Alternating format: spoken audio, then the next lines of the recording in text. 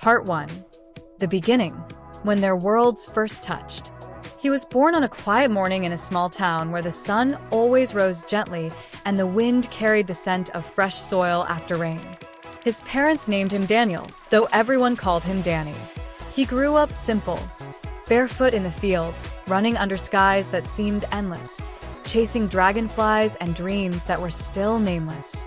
Danny's childhood was filled with ordinary joys, climbing trees, scribbling on old notebooks, and listening to his mother hum lullabies that spoke of love and hope. He had a heart too soft for the world, a boy who would rescue broken birds and stay awake just to watch the stars.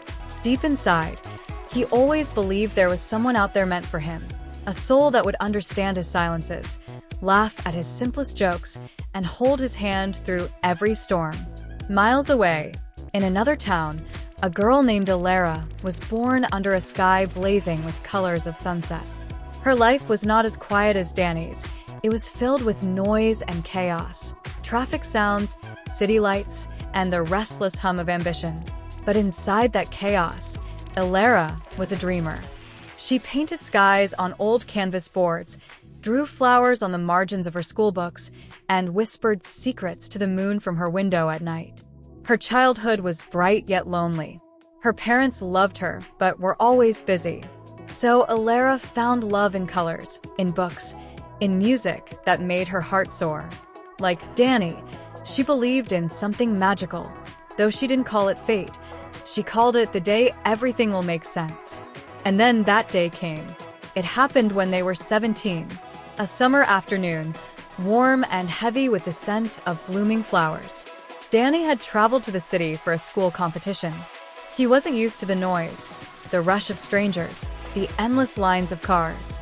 He felt lost, clutching his old leather bag, when it started to rain, sudden, wild, and merciless. People ran for shelter. Umbrellas bloomed like flowers, but Danny had none. And that's when he saw her. Elara stood by the entrance of a bookstore, her hair wet, her eyes fixed on the rain like it was a friend she hadn't seen in years. She didn't run. She didn't hide. She just stood there, letting the water kiss her cheeks, as if the storm belonged to her. Danny couldn't look away. He walked closer, heart pounding. And before he even thought about it, he opened his old black umbrella and held it over her head. She turned to him then, and in that single moment, the world shifted. Her eyes were the color of twilight, soft and endless. Her smile was small, shy, and yet it felt like sunlight breaking through clouds. Danny felt something in his chest he couldn't name. Elara looked at him, surprised, and then laughed. A laugh so delicate it sounded like raindrops on glass. "Thank you," she said softly, her voice a melody he would remember forever. He wanted to speak, to say something clever, something that would make her stay, but words failed him. They stood there in silence as the rain fell around them, sharing the small space under an old black umbrella.